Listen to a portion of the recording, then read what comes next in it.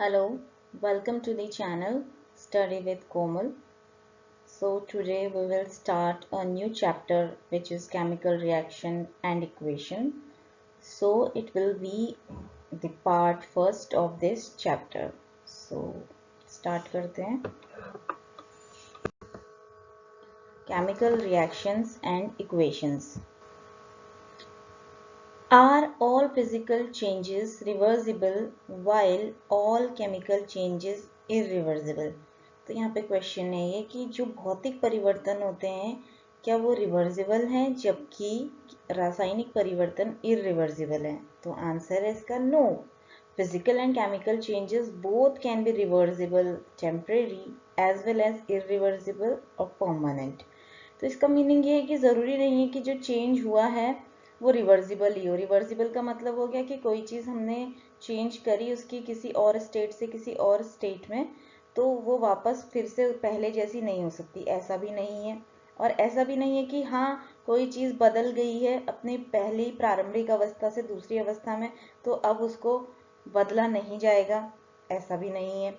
Next, introduction to change. A process in which the final state of a substance is different from its initial or original state is known as change. तो क्या है कि change क्या है? तो जैसे कोई substance है वो पहले कुछ और था, लेकिन जब हमने उसमें कुछ changes लाए तो अब वो कुछ और बन गया है. तो ये है कि जो बाद में बना है वो अपनी प्रारंभिक अवस्था से पूर्णतः अगर अलग है, डिफरेंट है, तो हम इस चीज को चेंज कहते हैं. अब चेंज का भी क्लासिफिकेशन है on the basis of change, यानी कि नेचुरल है कि आर्टिफिशियल है. On the basis of speed of change, slow change हुआ है कि fast change. On the basis of utility of change, desirable, undesirable. On the basis of reversibility of change, reversible यानी कि टेम्पररी यानी कि हो गया है तो अभी वापस फिर से पहले जैसा हो सकता है. इरिवर्सिबल परमानेंट मतलब एक बार जो चीज बदल गई है अब वो पहले जैसी फिर से नहीं हो पाएगी. On the basis of change in chemical composition, physical और chemical. On the basis of periodicity of change, periodic, non periodic. Next इसमें फिजिकल एंड केमिकल चेंज यानी कि भौतिक परिवर्तन और रासायनिक परिवर्तन. Physical change, a change in which the physical property like shape, size, state, etc. of the substance is changed without the change in chemical composition of the substance. जैसे कि कोई पदार्थ है, कोई substance है, हमने उसकी फिजिकल प्रॉपर्टी में चेंज करना है. जैसे उसका हमने आकार बदल दिया, आकृति बदल दी, उसकी अवस्था बदल दी, यानी कि सॉलिड लिक्विड गैस जो स्टेट होती है उनमें चेंजेस ला दिए, लेकिन उसका केमिकल कंपोजिशन अभी भी वही है. यानी कि वो किससे मिलके बना था वो तो वही है, लेकिन बस उसके शेप, साइज और स्टेट में चेंज आया है. ये है फिजिकल चेंज. जैसे इसका एग्जांपल है मेल्टिंग ऑफ आइस, यानी कि हमने बर्फ को पिघला दिया. आइस हमने उसको हीट कराया, उसके बाद वो वाटर में कन्वर्ट हो गई, यानी कि H2O से H2O में ही तो बदला. केमिकल कंपोजिशन तो सेम है. अब जैसे आइस क्या होता है, सॉलिड होता है, सॉलिड से हमने उसको हीट कर दिया तो वो लिक्विड बन गया, तो उसका क्या हुआ, स्टेट चेंज हो गया, वो सॉलिड से लिक्विड में आ गई, लेकिन केमिकल कंपोजिशन तो सेम ही रहा. आइस का भी फॉर्मूला H2O है और वाटर का भी केमिकल फॉर्मूला H2O है.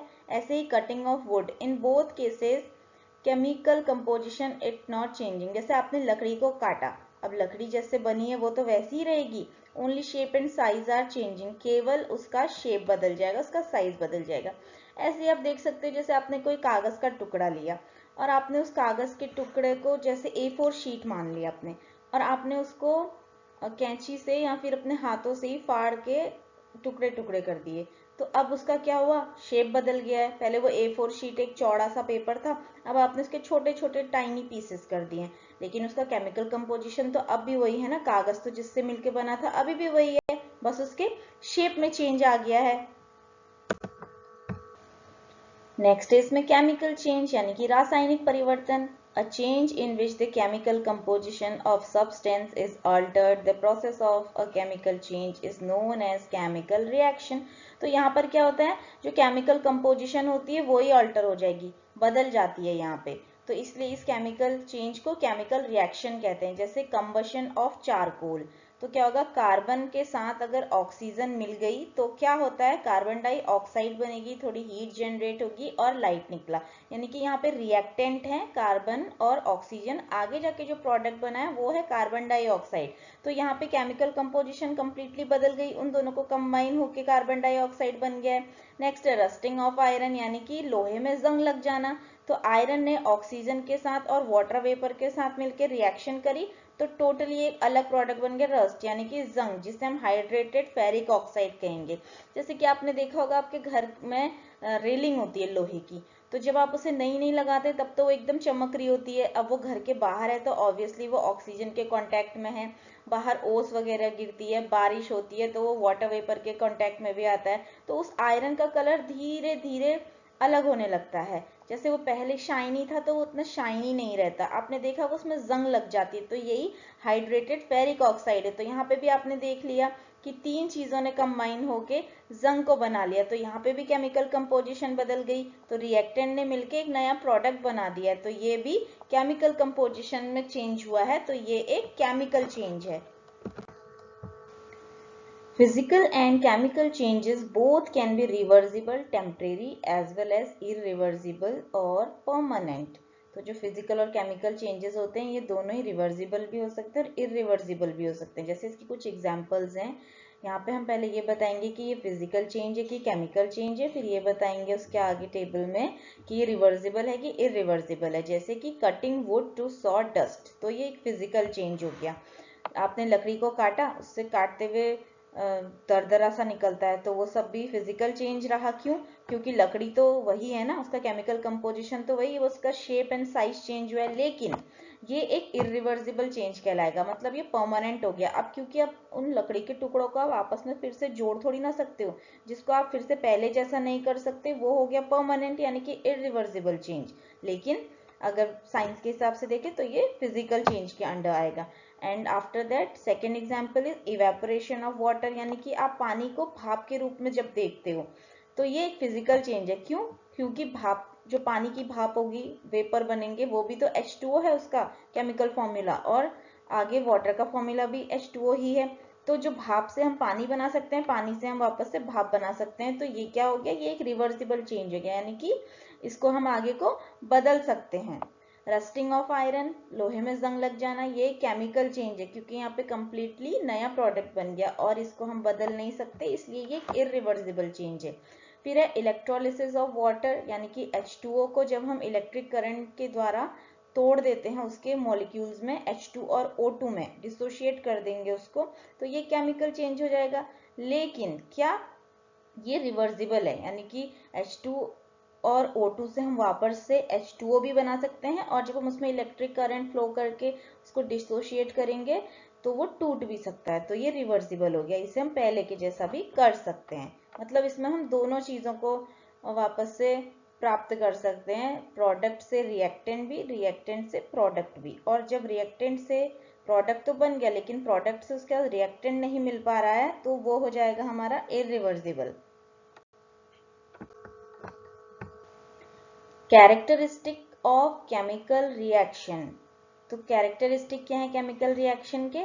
पहला है इसमें चेंज इन कलर, इसमें यानी कि जो आपका रिएक्टेंट होगा उसका कलर कुछ और रहेगा और प्रोडक्ट का कलर कुछ और हो जाएगा। जैसे यहाँ पे हमने दो रिएक्टेंट लिए हैं, एक है लेड नाइट्रेट, दूसरा है potassium iodide. Lead nitrate colourless है, पोटेशियम आयोडाइड भी कलरलेस है। अब आगे जब ये दोनों रिएक्शन करते हैं, कंबाइन होते हैं, तो इनसे जो हमें प्रोडक्ट मिला वो लेड आयोडाइड मिला। कैसे? क्योंकि लेड ने पोटेशियम को रिप्लेस कर दिया और उसका कलर भी चेंज हो गया, येलो कलर हो गया। तो आप यहाँ पे देख सकते हैं कि लेड नाइट्रेट का कलरलेस से येलो कलर हो गया है।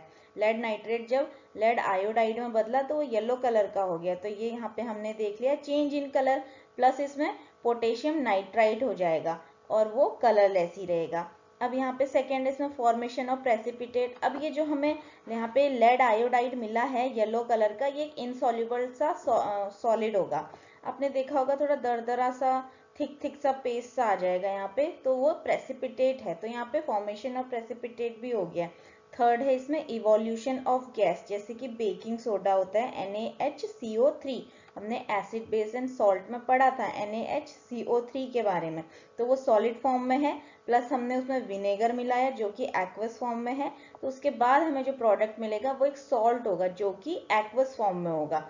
तो आपने देखा यहाँ पे बेकिंग सोडा सॉलिड स्टेट में है, लेकिन आगे चल के जो प्रोडक्ट बना है वो एक्वस स्टेट में आ गया, यानी कि लिक्विड स्टेट में है, लिक्विड स्टेट में है। तो ये इसका हो गया फिजिकल स्टेट में चेंज हो गया, जो फोर्थ नंबर पे दिया है चेंज इन फिजिकल स्टेट, इसकी फिजिकल स्टेट बदल गई है। और इवोल्यूशन ऑफ गैस लिखा है तो प्लस इसने CO2 रिलीज करी, CO2 एक गैस है तो यहाँ पे गैस का भी इवोल्यूशन हुआ है एंड साथ में H2O भी। अब इसमें फिफ्थ नंबर पे चेंज इन टेम्परेचर, तो टेम्परेचर कैसे, heat is released in the surrounding, तो इसको क्या कहेंगे हम, एक्सोथर्मिक। अगर हीट रिलीज हुई है बाहर को तो हम उसे एक्सोथर्मिक कहते हैं। हीट इज अब्सॉर्ब्ड और taken from the surrounding, it is endothermic. जब कोई रिएक्शन हो रही होती है अगर उसमें हमारे सराउंडिंग से हीट ली जाती है या उस रिएक्शन में अब्सॉर्ब होती है तो वो एंडोथर्मिक कहलाया। Way to represent a chemical reaction when magnesium ribbon is strongly heated in the presence of oxygen, जब हम मैग्नीशियम रिबन को ऑक्सीजन की प्रेजेंस में स्ट्रांगली हीट करते हैं तो it Burns with a dazzling white flame, तो वो एक वाइट कलर की फ्लेम के साथ जलता है and forms white magnesium oxide powder, तो उससे आगे जो हमें प्रोडक्ट मिलता है वो मिलता है मैग्नीशियम ऑक्साइड पाउडर। तो यहाँ पे आप देख सकते हैं रिएक्टेंट में क्या है, मैग्नीशियम प्लस ऑक्सीजन, ये एक रिएक्टेंट है दोनों, अब ये कंबाइन होंगे तो इन्होंने बनाया है मैग्नीशियम ऑक्साइड जो कि प्रोडक्ट है, प्लस हीट रिलीज हुई है एंड लाइट भी। वो लाइट कैसे, क्योंकि डेजलिंग व्हाइट फ्लेम के साथ जला था ना तो उसने लाइट भी रिलीज करी।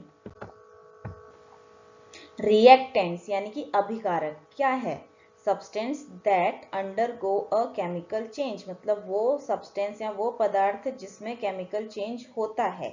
And product substance that are formed after a chemical change, product यानी कि उत्पाद वह है जो केमिकल चेंज होने के बाद बना है। तो इसके लिए केमिकल इक्वेशन दी गई है Mg plus O2 equals to 2MgO, यानी कि मैग्नीशियम प्लस ऑक्सीजन से मैग्नीशियम ऑक्साइड बना है। A word equation represent a chemical reaction using the name of the substance involved, तो मतलब यहाँ पे क्या किया गया है, नेम मतलब बस सिंबल लिख दिया गया है, जैसे कि मैग्नीशियम का Mg है, ऑक्सीजन का O2 है।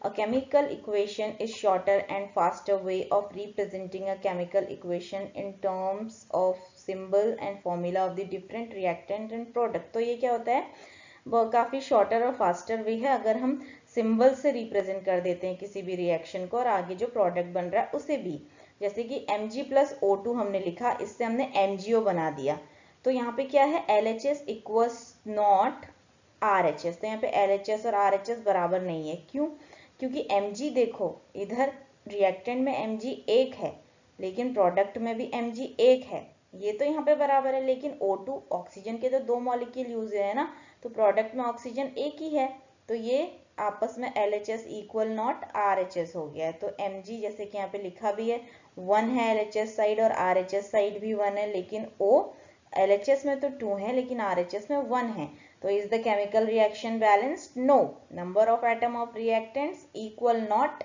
Number of atoms of product, तो यहाँ पे ये इक्वल नहीं है। This chemical equation is known as skeletal chemical equation, तो इसलिए इस केमिकल इक्वेशन को स्केलेटल केमिकल इक्वेशन कहते हैं। स्केलेटल केमिकल इक्वेशन मेनली किसे कहते हैं, जिसमें ये नंबर ऑफ रिएक्टेंट और नंबर ऑफ प्रोडक्ट इक्वल नहीं होते हैं, उसे हम स्केलेटल केमिकल रिएक्शन कहते हैं, और ये law of mass of conservation को फॉलो नहीं करता है, इसलिए ये स्केलेटल केमिकल इक्वेशन है। Need of balancing a chemical equation, तो हमें केमिकल इक्वेशन को बैलेंस करने की जरूरत क्यों पड़ती है, जैसे कि मैंने अभी आप ही को बताया था, because a chemical equation must follow the law of conservation of mass given by Antoine Laurent Lavoisier in 1789 whenever written और रिप्रेजेंटेड। तो हम इसे क्यों बैलेंस करते हैं इक्वेशन को, क्योंकि ये लॉ ऑफ कंजर्वेशन ऑफ मास को फॉलो करता है। In simpler chemical reaction mass is neither created not destroyed, तो क्या कहना चाहते हैं कि जो मास है उसे ना ही बनाया जा सकता है और ना ही नष्ट किया जा सकता है, such as mass of reactant is always equal to mass of product. तो जो रिएक्टेंट का जितना मास होगा हमेशा जो प्रोडक्ट बनेगा वो उतने ही मास का बनेगा, क्योंकि मास को तो ना ही निर्मित किया जा सकता है और ना ही नष्ट किया जा सकता है। जैसे हमने इधर रिएक्टेंट में कोई सब्सटेंस ले लिए जिसे हमने बैलेंस नहीं करा, लेकिन आगे जाके प्रोडक्ट बना दिया, वहाँ भी बैलेंस नहीं है। तो ऐसा तो है नहीं कि यहाँ पे रिएक्टेंट पहले नंबर ऑफ मॉलिक्यूल इधर कम थे और वहां जाके वो ज्यादा हो गए, ऐसा हो नहीं सकता। या फिर इधर रिएक्टेंट में ज्यादा थे और प्रोडक्ट बनने पे वो कम हो गए, ऐसा हो ही नहीं सकता। Because mass is neither created not destroyed, इसलिए हमें उसे बैलेंस करना जरूरी होता है। तो जैसे यहाँ पे लिखा है number of atoms of reactant equal number of atom of product, यानी कि उनका मास इक्वल होना जरूरी है। That's why we balance a chemical reaction. Balancing a chemical equation by hit and trial method like Fe plus H2O equals to Fe3O4 plus H2। अब यहाँ पे इसे स्टेप बाय स्टेप हम देखेंगे कि कैसे ये बैलेंस हो रही है। जैसे स्टेप 1 में writing the chemical equation in word form, हम इसे केवल वर्ड्स में लिखेंगे। जैसे Fe आयरन है, H2O स्टीम है, Fe3O4 मैग्नेटाइट है एंड H2 हाइड्रोजन गैस है। स्टेप 2 में हम क्या करेंगे, writing the chemical reaction in the form of A skeletal chemical equation. Skeletal chemical equation क्या है, जिसमें हम इसे बैलेंस नहीं करते हैं, अभी हमने पहले बताया था, तो हम इसे सीधे लिख देंगे Fe plus H2O equals to Fe3O4 plus H2। तो ये केवल एक स्केलेटल केमिकल इक्वेशन है अभी। अब स्टेप 3 में हमें क्या करना है, enclose the chemical symbol and formula in boxes. तो हमने अभी जो यहाँ पे एक केमिकल रिएक्शन बनाई, हमें उसे बॉक्स के अंदर ले लेना है। जैसे Fe को भी बॉक्स में ले लिया, H2O को भी बॉक्स में ले लिया, Fe3O4 को भी बॉक्स में ले लिया, प्लस H2 को भी बॉक्स में ले लिया। अब list the number of atom of different element. अब हम यहाँ पे देखेंगे कि नंबर ऑफ एटम कितने हैं इस टेबल में। यहाँ पे हमने फर्स्टली एलिमेंट को लिख लिया, जैसे Fe रिएक्टेंट में केवल 1 मॉलिक्यूल प्रेजेंट है, लेकिन प्रोडक्ट में 3 मॉलिक्यूल प्रेजेंट हो गया, Fe3 है ना।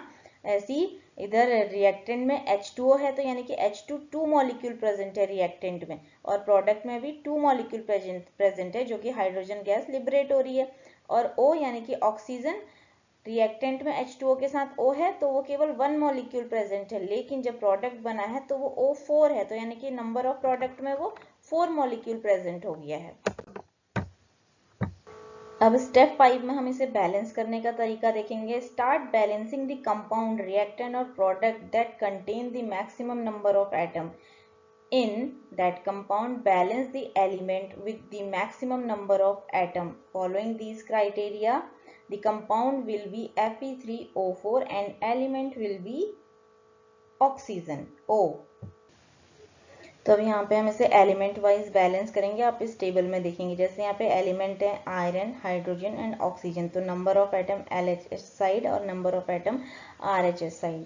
तो यहाँ पे आयरन कितना था, पहले 1 था और उधर 3 हो गया था, तो हमने 1 को 3 से मल्टीप्लाई करा, तो इधर भी 3 होगा और उधर भी 3 होगा। और इधर H जो एलिमेंट था, पहले रिएक्टेंट में 2 था और उधर भी 2 ही था, 2 था, आप उसे प्रीवियस स्लाइड में देख लेना। तो हमने उसका 4 से मल्टीप्लाई लगाया, तो वो 4 2 8 और उधर भी बैलेंस हो जाएगा, तो 8 करना पड़ेगा। एंड ऑक्सीजन जो है वो 1 मॉलिक्यूल था, लेकिन उधर कितना हो गया था जब हमने उसको दिया था, तब हम यहाँ प्रीवियस स्लाइड में देख लेंगे कितना था। तो तब हम उसे 4 के साथ मल्टीप्लाई करेंगे, तो इधर 1 4 4 एंड RHS में भी उसे हमें उतना ही करना पड़ेगा जितना LHS साइड है, तो वो भी 4 हो जाएगा। तो अब ये रिएक्शन बैलेंस हो जाएगी, तो यहाँ पे 3Fe लग जाएगा, प्लस यहाँ पे 4H2O लगेगा, तभी तो H2 और 4 मिलके 8 होंगे ना, 4 2 8 होंगे, तभी यहाँ जो प्रोडक्ट बना है H2 लिबरेट हुई है जो, वो 4H2 होगी, तभी ये 4 2 8 ये भी इधर बनेगा। तो Fe3O4 हो गया अपने आप ही। तो this equation is now balanced. Balancing a chemical equation by algebraic method. अब हमें केमिकल इक्वेशन को अलजेब्रिक मेथड से बैलेंस करना है। तो इसमें क्या है, reactant side PbNO3 whole twice equals to, यानी कि गोस क्या फॉर्म हुआ है आगे हमें product PbO plus NO2 plus O2।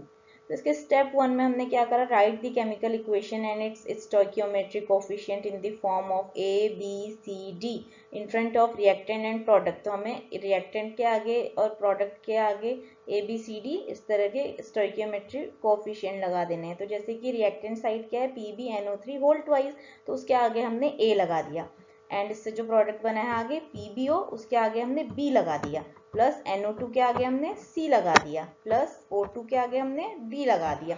तो step 2, right the number of atom of each element on the left side and right side in the form of equation using stoichiometry coefficient. तो जो जो product बने हैं उनको हमने जिस तरह लिखा है उसकी हमने इक्वेशन बनानी है, यानी कि PB के आगे हमने क्या लिखा, A लिखा है, तो A किसके बराबर है, B के बराबर। क्यों, क्योंकि PB इधर रिएक्टेंट साइड भी है और प्रोडक्ट साइड भी है, तो ये हो गई हमारी इक्वेशन नंबर 1।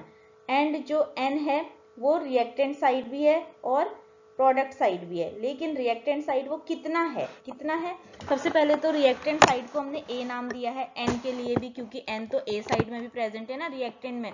तो N यहाँ पे 2 हमने क्यों लिखा है, क्योंकि NO3 का होल ट्वाइस है, यानी कि जो 2 है यहाँ पे वो N के लिए भी है, तो यहाँ पे 2A इक्वल्स टू C हो जाएगा। C क्यों लिखा हमने यहाँ पे, क्योंकि NO3 का होल ट्वाइस का प्रोडक्ट इधर NO2 प्रेजेंट है ना C साइड में, इसलिए वो इक्वल्स टू C हो जाएगा, तो इसको हमने इक्वेशन नंबर 2 बना दिया। अब O कितना है यहाँ पे, इसको हमने 6A मान लिया, क्योंकि जो पहले रिएक्टेंट साइड का O है हम उसको देखेंगे, तो उसके लिए हमने स्टोइकियोमेट्रिक कोएफिशिएंट A माना है। और 6 क्यों हुआ यहाँ पे ये, क्योंकि NO3 का होल ट्वाइस है, तो O3 का 3 एंड होल ट्वाइस का 2, तो 3 और 2 को मल्टीप्लाई करा तो 6 आया, इसलिए 6A लिखा है यहाँ पे। And equals to B single digit का भी है, क्यों, इसके आगे 2 3 1 क्यों नहीं है, क्यों, क्योंकि यहाँ पे PbO के आगे कोई भी नंबर प्रेजेंट नहीं है, इसलिए B यहाँ पे केवल B ही रहेगा, प्लस 2C। C यहाँ पे 2 क्यों रहा, क्योंकि यहाँ पे O2 के आगे 2 लगा हुआ है, तो यहाँ पे एक नंबर प्रेजेंट है, तो 2C हो गया इसलिए। और ये O2 जो प्लस अगला प्रोडक्ट बना है, तो उस O2 के आगे भी D के आगे 2 क्यों लगाया, क्योंकि यहाँ पे O2 है, तो 2D हो गया, इसलिए ये हो गई हमारी इक्वेशन नंबर 3। अब स्टेप 3 में क्या करेंगे, solve the algebraic equation by putting the value of A equals to 1। तो हमने A को यहाँ पे 1 मान लेना है, तो A इक्वल्स टू 1 हो जाएगा, तो B इक्वल्स टू भी 1 होगा अकॉर्डिंग टू इक्वेशन नंबर 1। क्यों, क्योंकि A इक्वल्स टू B है, यानी कि A की वैल्यू जितनी होगी B की भी उतनी रहेगी। अगर हम A को 1 मानेंगे तो B को भी हम 1 ही मानेंगे। तो फ्रॉम इक्वेशन नंबर 2 अब हम क्या लिखेंगे, 2 इंटू 1 इक्वल्स टू C हो जाएगा, ठीक है, क्योंकि 1 A का हो जाएगा और 1 B का हो जाएगा, तो वो हो जाएंगे 2 इंटू 1 कर देंगे तो हमें मिल जाएगा C। 2A लिखा है ना इक्वेशन नंबर 2 में, तो 2 हो गया, और A की वैल्यू हमने क्या मानी थी 1, तो 2 इंटू 1 इक्वल्स टू C। तो अब हमें C कितना मिल गया है, 2 मिल गया है फ्रॉम इक्वेशन नंबर 3। अब हम इक्वेशन नंबर 3 से इसमें वैल्यू पुट करेंगे, यानी कि 6 की वैल्यू 6, A की हमने 1 मानी तो 6 इंटू 1 इक्वल्स टू B की वैल्यू भी 1 आई, तो 1 प्लस 2 इंटू C की वैल्यू भी 2 आई, इंटू 2 प्लस 2 इंटू D। अब हमें D की निकालनी पड़ेगी, D की वैल्यू नहीं है यहाँ पे, तो 6 इंटू 1 इक्वल्स टू 6 प्लस 1 और 2 इंटू 2 4 प्लस 2D, तो इसके बाद वापस से 6, 4 प्लस 1 5 प्लस 2D। उसके बाद 6 में से 5 को हम माइनस कर देंगे, इधर 5 प्लस में है, तो हमने इसको जब पक्षांतर करा, इधर शिफ्ट करा, तो ये माइनस में आ जाएगा, तो ये हो जाएगा इक्वल्स टू 2D, तो 1 इक्वल्स टू 2D। अब D की वैल्यू कितनी हो जाएगी, 1/2, हाफ हो जाएगी D की वैल्यू, ओके। नेक्स्ट है इसमें step 4, try to avoid fractional value, तो यानी कि जो फ्रैक्शन में होगा उसकी वैल्यू को हम अवॉइड करने की कोशिश करेंगे। तो और इसका होलसम हम इसको 2 से मल्टीप्लाई करेंगे, जैसे A इक्वल्स टू 1 था, B इक्वल्स टू 1 था, C इक्वल्स टू 2 था, और D की वैल्यू हमने हाफ निकाल ली थी, तो इसको ऑल ओवर हम 2 से मल्टीप्लाई करेंगे। तो A की वैल्यू 1 है तो उसको 2 से मल्टीप्लाई करा तो 2 आया, B की वैल्यू भी 1 थी, उसको भी 2 से मल्टीप्लाई करा तो 2 आया, C की वैल्यू 2 थी, उसको हमने 2 से मल्टीप्लाई करा तो ऑब्वियसली 4 आएगा, 2 2 ज़ा 4। D की वैल्यू हाफ थी और उस हाफ को हमने 2 से मल्टीप्लाई करा तो 2 और 2 आपस में कट जाएंगे, तो उसकी वैल्यू 1 रहेगी। तो अब हमें यहाँ पे सारी वैल्यूज मिल चुकी हैं उन स्टोइकियोमेट्रिक कोएफिशिएंट्स की, तो A की 2 आ गई, B की 2 आ गई, C की 4 आ गई, D की 1 आ गई। तो अब इन वैल्यूज को हम केमिकल इक्वेशन में रख देंगे। तो स्टेप 5 में हमने वही करा है, put the values of ABCD in the chemical equation, इनकी जितनी जितनी वैल्यू थी हमने इसको पुट कर दिया। तो हमने रिएक्टेंट साइड को क्या माना था, A माना था ना, तो A की वैल्यू क्या आई है 2, तो ये हो जाएगा 2 PbNO3 का whole twice and equals to product side में क्या था तो PbO था, यानी कि B की वैल्यू यहाँ पे 2 आई थी, तो PbO को हमने B माना था तो वो 2 हो गया। NO2 को हमने C माना था, C की वैल्यू 4 आई है, उसको भी पुट कर देंगे। और D की वैल्यू थी हाफ, यानी कि D किसकी साइड पे था, O2 के आगे लगा था, तो 1 को लिखो या ना लिखो एक ही बात होती है, तो हमने से O2, तो this equation is now balanced. Limitation of chemical equations and their removal, physical state of reactant and product. तो मतलब अब कोई भी जो प्रोडक्ट या रिएक्टेंट होता है वो उसकी फिजिकल स्टेट में कैसे है और हम उसे कैसे सिंबलाइज करते हैं, ये आगे की टेबल में यहाँ पे बताया हुआ है। जैसे कि फिजिकल स्टेट किसकी क्या है और उसको हम क्या सिंबल लिखते हैं। सॉलिड स्टेट को हम ब्रैकेट में स्मॉल s लिखते हैं, लिक्विड को ब्रैकेट में स्मॉल l लिखते हैं, गैस को ब्रैकेट में स्मॉल g लिखते हैं, और या फिर ब्रैकेट के अंदर एक तीर ऊपर को उड़ता हुआ लगा देते हैं, तो इसका मतलब गैस रिलीज हुई है। When gas is a product, जब जो प्रोडक्ट होता है अगर वो गैस होता है तो हम ऊपर को तीर लगाते हैं। Aqueous solution water as solvent, तो ब्रैकेट में हम AQ लिखते हैं। नॉन एक्वस सोल्यूशन या सॉल्वेंट होगा अदर देन दी वाटर, तो हम उसमें नॉन AQ लिखते हैं। प्रेसिपिटेट होगा तो उसके लिए हम PPT लिखते हैं या फिर तीर नीचे को लगा देते हैं और ब्रैकेट में या फिर हम स्मॉल s लिख देते हैं, इससे हम प्रेसिपिटेट को रिप्रेजेंट करते हैं। Heat change accompanying a reaction, chemical reaction, heat energy and representation। तो एक्सोथर्मिक का मतलब क्या हो गया, हीट बाहर को रिलीज हुई है और इसको हम प्रेजेंट कैसे करेंगे, जैसे रिएक्टेंट इससे बना है प्रोडक्ट प्लस हीट रिलीज हुई है। और एंडोथर्मिक का मतलब क्या हो गया, जब सराउंडिंग से एनर्जी को लिया गया है तो यानी कि एब्जॉर्ब किया गया, तो इसको हम लिखते हैं हीट प्लस रिएक्टेंट, यानी कि रिएक्टेंट प्लस हीट, यानी कि हीट को अंदर लिया गया है तो वो उस रिएक्टेंट के साथ ही जुड़ेगी और इससे आगे हमें प्रोडक्ट मिलता है। नेक्स्ट है इसमें optimum condition to yield a product. अब कोई प्रोडक्ट जब हमें रिएक्टेंट से कंबाइन होके मिलता है तो उसके लिए कुछ कंडीशन क्या क्या होती हैं। तो जैसे रिएक्टेंट के साथ अगर हमें प्रोडक्ट आगे मिलता है तो उसके लिए कई बार कंडीशन होती है टेम्परेचर, कई बार होती है प्रेशर, कई बार होती है कैटलिस्ट, यानी कि टेम्परेचर कितना डिग्री सेल्सियस होना चाहिए, प्रेशर कितना होना चाहिए, कैटलिस्ट क्या यूज होगा। कैटलिस्ट सब वो होते हैं जो रिएक्शन को आगे बढ़ा भी सकते हैं और घटा भी सकते हैं। और हमें कुछ कंडीशन और क्या चाहिए, जैसे सनलाइट को हम HNU भी लिखते हैं, तो ये भी एक कंडीशन होती है। हीट को हम ट्राइंगल जैसे शेप से भी बना सकते हैं, जैसे हम डेल्टा भी कहते हैं, तो ये भी हीट का सिंबल हो गया। तो ये भी एक ऑप्टिमम कंडीशन है किसी प्रोडक्ट को यील्ड करने के लिए। और इलेक्ट्रिसिटी भी एक कंडीशन है प्रोडक्ट को यील्ड करने के लिए। यील्ड का मतलब हो गया प्राप्त करना, आपको क्या प्राप्त हुआ है। What is catalyst?